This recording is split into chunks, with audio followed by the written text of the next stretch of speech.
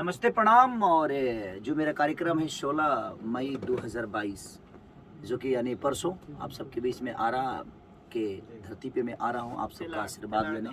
तिलाड़ गांव पीरो के बगल में है वो। और हमारे दूल्हा सरकार देखिए यही है हमारे पंकज राय जी जिनके तिलक समारोह में हम लोग आ रहे हैं। और वहाँ हम कार्यक्रम भी करेंगे और कार्यक्रम के साथ साथ हमें एंजॉय भी करना है। और मैं परसों गाना कम गाऊंगा, नाचूंगा ज़्यादा, क्योंकि समझ लिए कि परसों ऑर्केस्ट्रा वाला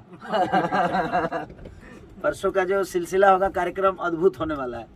तो हमारे कृष्णा बेदर्दी जी, हमारे अभय बाबा जो कि हम सबके बड़े भाई हैं, गर्जियन है, सोनू है, और हमारे पीछे पवन पांडे जी बैठे हुए हैं अभी जो कि प्यारे बड़े भाई हैं, ये नवरत्न बाबा, नवरत्न पांडे जी, और सब लोग आप सबसे मिलने के लिए हम लोग आ रहे हैं परसों तिलाड़ गांव पीरो के बगल में आरा की धरती पे।